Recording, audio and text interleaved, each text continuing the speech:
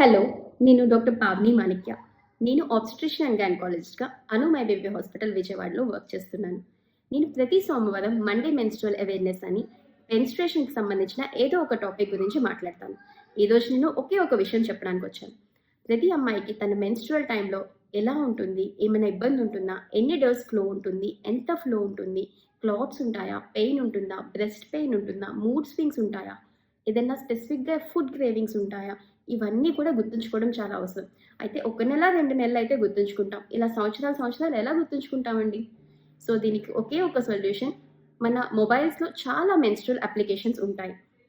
ఈ menstrual applications వల్ల మీ menstrual హెల్తే కాకుండా మ్యారేజ్ అయిన తర్వాత ఒకవేళ ఓవ్యులేషన్ ట్రాక్ చేసుకోవాలన్నా, మీ ప్రెగ్నెన్సీ ఎప్పుడు చెక్ చేసుకోవాలో తెలుసుకోవాలన్నా కూడా ఈ అప్లికేషన్స్ హెల్ప్ అవుతాయి. అంతేకాదు ఇది మీ పేరెంట్స్‌కి కూడా సజెస్ట్ చేయండి. ఎందుకంటే మెనోపాజ్ అంటే మెనోపాజ్ ముందు వచ్చే టైంలో పీరియడ్స్ చాలా ఇర్రెగ్యులర్‌గా ఉంటాయి. మీ ఫోన్‌లోనే కాకుండా మీ అమ్మ ఫోన్‌లో కూడా ఒక మెన్స్ట్రువల్ యాప్ ఉండేలాగా చూసుకొని తను కూడా అది రెగ్యులర్‌గా అప్డేట్ చేసేలాగా హెల్ప్ చేయండి. పీరియడ్స్ గురించి ప్రతి సోమవారం మాట్లాడుతూ ఉంటాను. సబ్స్క్రైబ్ చేయడం మర్చిపోవద్దు. Thank you.